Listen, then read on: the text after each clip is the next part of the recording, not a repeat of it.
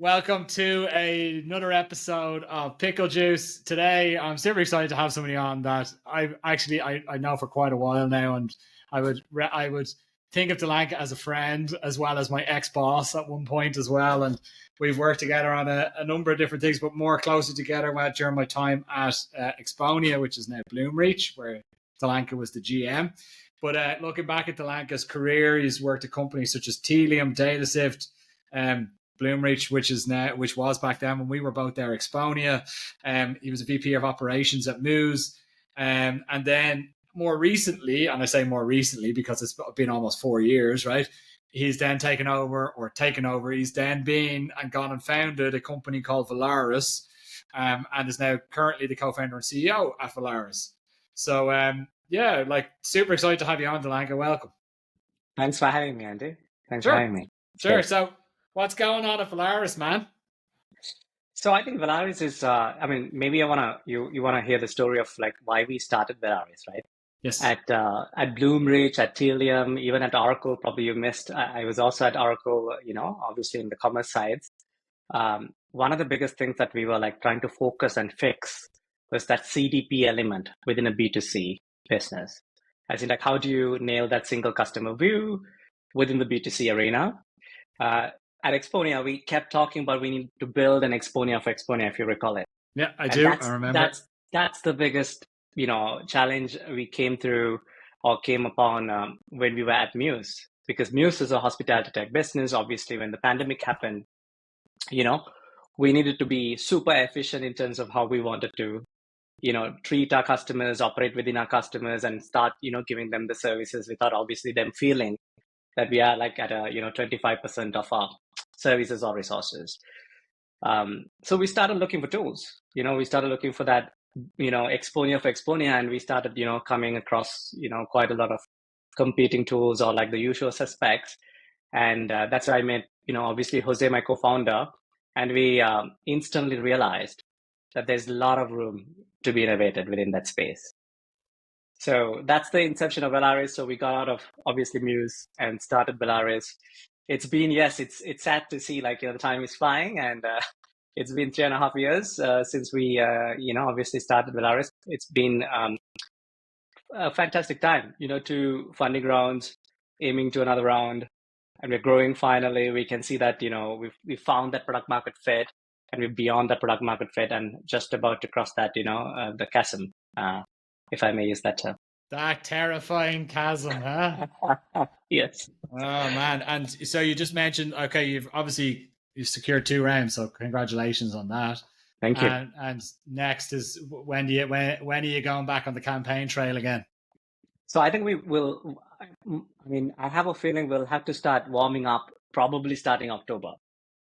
It's not that we're running out of money or anything as such. It's just like for us, the next round is for growth, like, really pump up our GTM engine, where we need to, really go hard on SEO, marketing, sure, all the digital marketing techniques to, expand our growth. Yeah. I might have somebody that can help you with that, actually. I think that's why we're having this podcast. No. This is not a prospect call, Dilanka. We are friends, right? Exactly. No. That's how we always do it, right? That's how we sell without selling. This is called go to market, Dilanka. Selling without selling. Right? Exactly. Yeah. Exactly. Yeah. Get them on the podcast, massage his ego, and then sell them. That's no. But is it so? Just so I'm aware, I can't remember. Is it you've done pre-seed, seed, and then the next round would be A, or is it? Yeah. That's the plan. Yeah. Cool, man. Will be Series A. I mean, that's exciting times. I mean, I understand, by the way, just like obviously nothing to do with running out of cash is definitely for growth, right? Fully understand that. We spoke with a couple of people actually recently just around VC money and how that is nowadays in comparison to maybe how it was 15 years ago when let's take, for example, even 6-7 years ago when we were at Exponia, it was grow at all costs, right? That's a terrifying thing. But at the time it was like, do it, like spend. Yeah. Now things have changed. How have you found that transition of like more focus on profitability, especially at that early stage, right? And you've obviously done 2 rounds, so you've got investors there that are looking for profitability. How have you been able to balance the growth with the profitability at such an early stage? I mean, that's a great question. So, I mean, look, we are blessed with some efficiencies, like which is built into our obvious, the Velaris DNA. We do have some, regional teams, where, in some cost efficient regions, obviously, which is giving us that strategic positioning compared to most of our competing solutions or other adjacent competitors. But if I answer back, I mean, if I start with the end in mind, like, how the VCs are thinking about, like, the whole profitability aspect of it, I don't think that they are really looking at a way of like, pushing you to get to profitability when, when they're looking at funding you, because they always feel, I mean, the classic truth about growth sucks cash is it's still true, right? So if you want to really grow exponentially, you need to pump money into this, and that it still works, and it is working for us.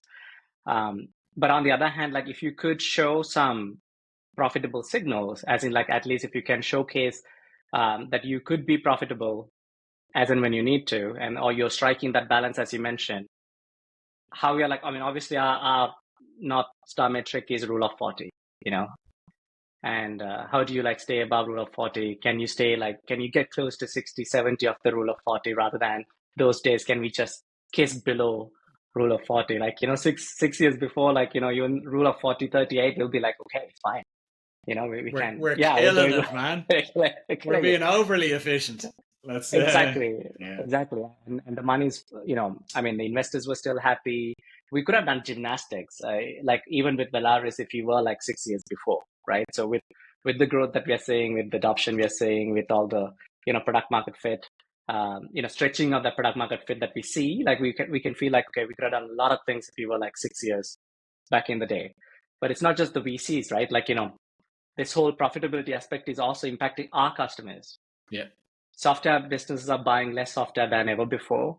And that's for that same reason that you mentioned. So that's the other side of the story, if I may, outline it in a nicer way. The profitability piece is, yes, playing a big role. I mean, look, who did I speak about this with the other day? I was on another podcast and we spoke about it, but I can't remember who. But it was like the whole point of doing business is to create something sustainable and profitable, right? Is to create an economy with something, right? And the tech space over the years has not necessarily done that. It's been like there's been no focus on money other than let's spend it and let's bring in as much as we can and then like grow. Yeah. Without like having a sustainable, feasible business model. Like look at some of the massive tech organizations that have had huge valuations. Like, for example, Twitter. I remember hearing before, like, Twitter didn't make a penny until recently, and at a valuation of billions. Like, how does that make sense? Like, I mean, things are changing, but I think it had to, because like the whole core, everything that I learned in uni about business was like, it's changing. It's like, well, no, it is changing. But everything I learned, like the fundamentals of business studies, was like create a business that generates more cash than what you need to spend in order to generate that business. Yeah. Which is very simply put, but that's like being profitable, right? And in tech, I was very rarely at a company that was like, let's worry about that, up until more recent years, right? Absolutely. So, yeah. No, that's a great point, Andy. Like I think there are different types of businesses, like software businesses, like ones specifically being additive and fixing a problem, like WhatsApp. For an example, we all use WhatsApp. It still delivers value. And are they making money? I mean, they're probably just, starting to have a revenue line, right? And when they were bought, they were like making like technically zero, I think zero money. But they were fixing a specific problem on ground, and they had a lot of people around it. I mean, was Twitter doing the same thing? Maybe in early days they were doing it, but obviously there were other solutions who's kind of delivering that type of the solution, within their own platforms, and all of a sudden, like they had a challenge. I mean, any platform, any business could have this challenge, So in my opinion, but you're right, like, it, like a classic business, classic investable business, it's all about that business model. Like you look at your business model nowadays, Is it really sustainable? That's a question mark every VC would have, specifically retail investors, right? I've seen quite a lot of my friends and network members in different networks trying to raise money, seed money. It's harder than ever before. It's because everyone's trying to understand, okay, what's going to happen in 3 years' time to this business? What's going to happen that beyond that 6 months after your MVP? What's your plan? What's your pricing model? These questions were never asked, as you said, like before. Nobody really cared, like after 6 months, what's going to happen to you. If you had a good enough deck, and if you had a good enough, like a business proposition or like a problem and a solution, nobody was asking these questions, but they do now. And it's also absolutely. And it's also, I think that the getting was good back then as well. Like there was a lot of money. There was a lot of money floating around at very cheap rates, right? And that's changed a lot in recent times, right? And even I'm hearing stories of some investors that I know that are really struggling because they're not able to get the money back on the investments that they've made. So they've overcommitted, and they're now in a situation being like, what the hell are we going to do? Which is, which obviously could happen at any point, but these are well established VCs, well established like funds, right? And they're like struggling, they can't even afford another round, or they're not even considering bridge rounds with their existing portfolio because they just don't want to take any more risk, right? Exactly. We see a lot of VC firms, like very, as you said, like seasoned VC firms completely shut down from new investments, and also just capitalizing on the existing investments because they think we'd rather put money and save some of the investments we made already, because we know this our portfolio companies, we know who is doing well. We'd rather bet on the horses that we know rather than the new ones. And also the money, as you mentioned, like the first piece, everyone has a thesis, like an investment thesis. So they have like this type of, like, let's say 3 to 5 to 7 to 10 year horizon where they're expecting this money back in X amount quadrupled, or X amount, that compounded revenue, right? But that horizon is extending. That's another problem. So then what's going to happen next? I think that's what you're slowly alluding to, right? Yes, exactly. The arse falling out of the market, basically, or only the profitable will survive, right? Or the ones that are growing well and that are managing, as you mentioned, product market fit. They already have it. They have they don't have a lot of fat, right? They are showing good efficiency already. I think a lot of the tech companies that we see that are bootstrapped are actually thriving in this current market, right? The ones that have been established for a number of years haven't gone down the VC route. They've made their own decisions, which have been risk averse decisions because they don't have the money to be risky. Yes. And with that, they've, not in every case, but with that, they've actually opened up a lot of possibilities for themselves. And now people are looking at those companies from an M&A perspective, looking at those companies and being like, these are the ones that we want to go after, right? Exactly. I mean, bootstrap, I have a lot of respect to bootstrap companies. As you said, it's their money. They don't have easy money. And if things don't work, they don't work, right? So they can't afford to make mistakes. Again, going against the Amazon way of make mistakes fast, learn fast. But these bootstrap companies do not have that luxury, right? They may be making mistakes, but they may be learning faster, but at the same time, they may be making less mistakes like that than a typical business. And the other side of the story is, as you mentioned, bootstrap playbook could be very different, and mostly they're PLG businesses, right?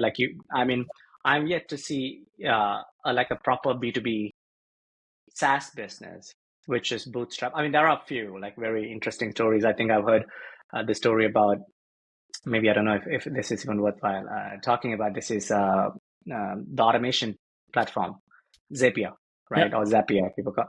I've heard they've only raised 1.5 million and until they get to X amount of revenues, right? Crazy amount of revenues. So there are a few B2B, but they still had a PLG element. So I think PLG is a big piece when you're thinking about bootstrapping. And the investors, I like the statement you made, they made their own decisions. with all due respect to most investment, VC firms, some of them have never done businesses before. They're coming off from like big banks, or they've done like big business degrees, and for them everything numbers. But you cannot make decisions by just looking at numbers when you're working with people. Yeah. So that's the other angle. Like that challenge is not there for the bootstrap guys, right? Like they have to make a decision by looking at the numbers, looking at the people, without a third person really telling you what to do. This could be a thing for most early stage VC backed businesses. How do you manage VC relationships? Maybe we can expand on it, like if need be. Yeah, absolutely. I think like the VC thing, because I've seen it at every company that I've been with now over the past years. Like everyone has had some level of VC backing, at least in the full-time roles I've been at. And the interesting ones that I've seen is when the CEO is always our founder. If it's a founder / CEO or whatever, they are the ones to make sure that they've got majority. You never want to give away majority, so they are the ones to make the decision in the end, and they make that known to the investors, right? You need thick skin. Yeah. Like that's what I've seen is like, don't take any shit, like disagree, because they'll come with all this advice and do this and do that. This is a great idea. Have you thought about doing this? And you're like, yeah. Like exactly. I mean, for me, like it's almost like picking an investor is like almost you're getting into marriage, right? Like you gotta, you're not gonna say no to the investor like halfway down the road. Like yes, you would be in luxurious positions like down the line when you have like a lot of money coming your way. Like you could probably clean the table, but it's not the case for like 80%, maybe even 90% of the founders right now. So picking that investor, I think it's a key decision. Like you're technically finding another founder, like if you're a very early stage business. And the flexibility, adaptability in the thinking with the investor is also something that you need to test while they're testing your adaptability and your founder market fit or founder product fit. So I think there's a lot of things that we can discuss about this thing. Some investors are like really, I've seen some VC firms pretty grounded in terms of their thinking. Like they're thinking about themselves as enablers rather than coming and working with you and asking you what to do. They just like push your thinking rather than asking you what to do. Yeah, which is exactly what you want, right? And like which is for me, like as a business nowadays, like I can't talk about like brick and mortar type of businesses or like maybe even B2C type of businesses much, but I've seen enough in the B2B SaaS space. Nothing is really unique, if you know what I mean. Yeah. Your strategy should be keep differentiating rather than be different. It's a different statement, right? Like be different versus keep differentiating. Yeah. And this is where the classic strategy books come into play again. Like there's only two ways of being, like keep differentiating, right? Like you either pick a complete different set of activities to your competitors, or you do the same activities at a fraction of the cost. Those are the two ways that you could play. If you see how ClickUp is doing well, you could see how Monday is doing well nowadays, like, Monday.com. What are these guys doing? Are they really reinventing? They're not reinventing. The day ClickUp's platform, released ClickUp clips, all of a sudden, I'm sure like every Loom customer who has ClickUp would have thought about moving into ClickUp, right? So we are in a consolidation game, and we are in a world where we have to think about efficiency. If you're thinking about the same activities, or you find complete different set of activities, we call it like blue ocean fishing, right? In other words, yeah. Yeah, I think so. So like even just, I think that speaks well across the entire tech landscape, right? So I had a conversation. I'm gonna do a bit of a name drop here, but whatever. I had a conversation today with Scott Brinker. Do you know Scott Brinker from Chief Martech guy? Yeah. He does that map of the entire tech landscape, and he just dropped it today. Like he said, that he dropped the landscape there a couple of months back, but he dropped it in the conversation today that he recognized 17,000 tech providers across marketing and sales. 17,000, right? Yeah. So like if we just some of the stuff that we would have looked at before together in the past, Dilanka, like that were close to our hearts at Exponia. So like even if we talk about email, EMS or EMP, sorry, ESPs. Yeah. Like if we look at ESPs, like email service providers, like we're talking hundreds, like close to over thousands probably, that are just operating in that mid-market space, right? Probably the space that most startups, scale-ups are operating in anyway, right? Like there are very few like early stage startups that are purely enterprise focused, because an enterprise is never going to trust, like, or not never, but like it's very unlikely that they're going to go with a small niche player unless they're able to solve an unbelievable need that they have. Exactly. And they have somebody on the inside that has warmed up to whoever it is on the inside of the other company. Like this, they've built an amazing relationship. Yeah. But in saying that, like that mid-market space is cutthroat, man. Like, where are you guys? So with Velaris, where are you guys? Where's your playing field? Is it mid-market? Is it enterprise? Is it in between, upper mid-market? I think right now we're like mid to upper mid-market. Like we're slowly, trying to take on enterprise businesses. Like we do have some enterprise deals in play. We do have some customers who are enterprise. I mean, but our niche probably are like, let's say 60-70% of the revenues are coming from mid to upper mid-market. Yeah. What's the problem? What's the exact problem that you're solving? So if you look at any B2B SaaS business, they use 10 to 15 different tools to touch upon customers, ticketing tools to emails to billing to you name it, right? 10 to 15 different tools. Now, all your customer data or customer touch points are in all those different tools. Now, you have a customer relations team, customer success team, client services team, trying to manage these customers in a B2B SaaS business. And when you cross the Series B, Series C mark, your customer success team manages 7 to 10x of your revenues. 7 to 10x of the new business revenues. Yeah. But they don't have a tool. They log on to 10, 15 different tools to understand the customer before strategize and before execute. So the number one problem we're solving is like building that single customer view. So the CSM or the client service person or the relationship person would be able to get that 360-degree view of the customer, and it fixes two problems. One is like an executional problem.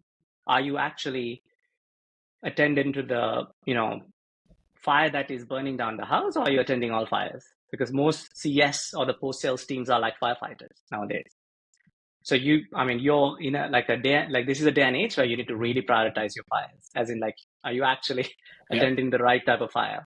The second problem is like the strategic piece, as I told you, right? Strategy is twofold, but how would you go about that right strategy without understanding your customer properly? So like a product guy, what's my product roadmap is going to look like? Okay, you have 20,000 support tickets in the ticketing tool. Have you looked at it? You have like X amount of emails exchanged by your customers talking about challenges within the platform with your CSMs or the CSAs, all those people like onboarding managers. Do you know what they're talking about? Do you know how your guys are like using your platform? Like, all this, like how they're paying you. Like if you're thinking about pricing, like all this data is everywhere. Like if you look at those data in silos, you would have multiple different stories. But if you look at them in like a single customer view, then you have a consistent, like a more meaningful, connected story, right? That's the story that we want to bring forward to the chief executives, the product guys, and the strategists within those B2B SaaS businesses. So that's the second problem we are solving. Nice, man. And are the customers mostly high ticket SaaS or high volume, high ticket? High ticket, purely high ticket.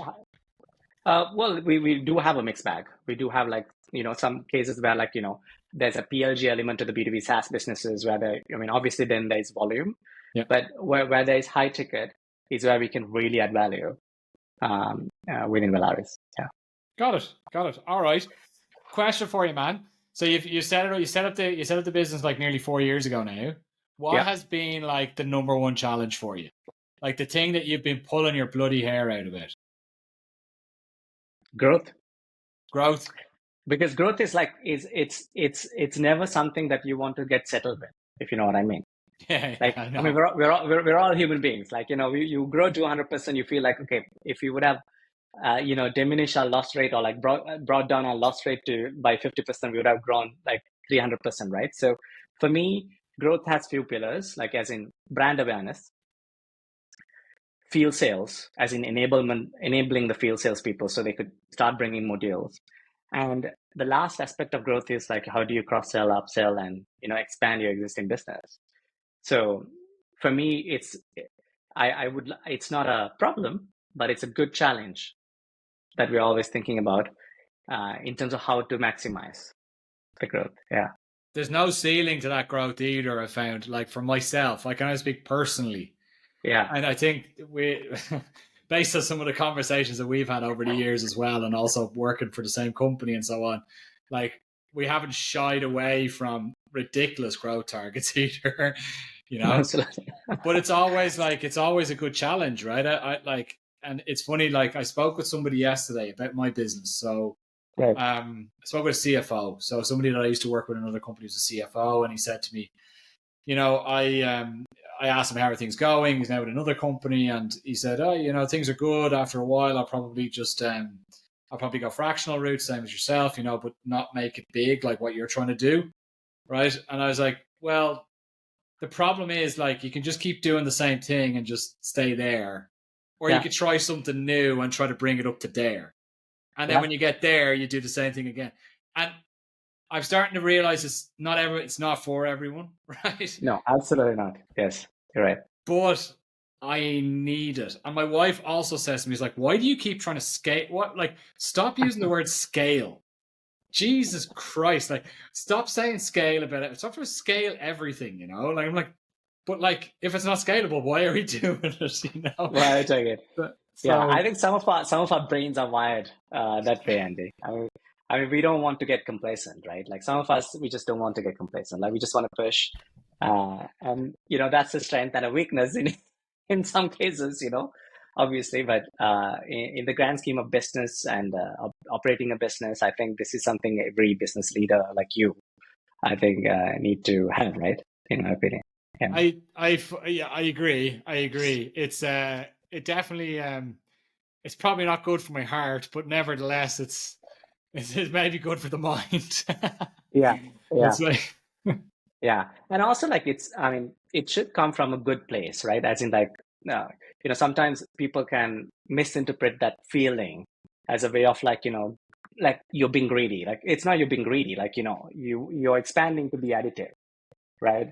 That's the way to kind of think about it. I know you're good enough to like, too well to know that's your way of thinking, right? Like, you want to grow, you want to scale because you feel like, you could be additive while scaling, right?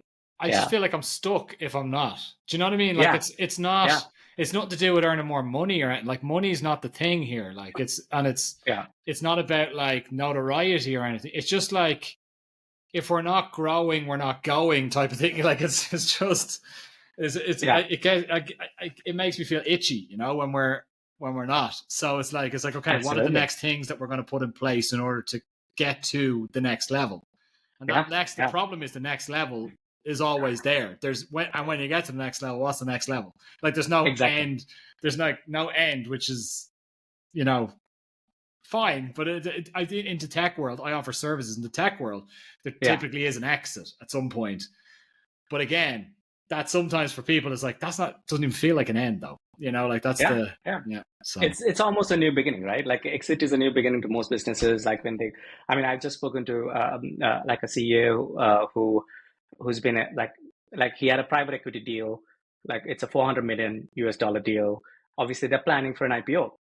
So my question to him is like, hey, do you feel like you're done? No, man. Like it's just a beginning.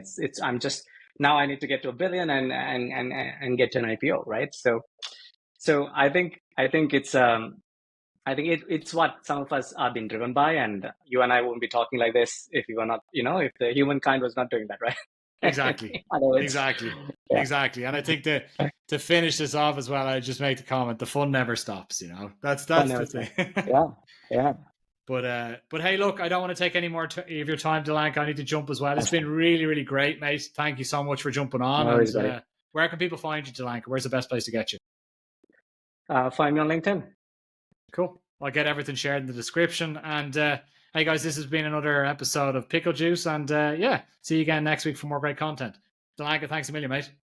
Thanks, Andy. Take it easy. Speak soon. Cheers, Bye. mate. Thank you.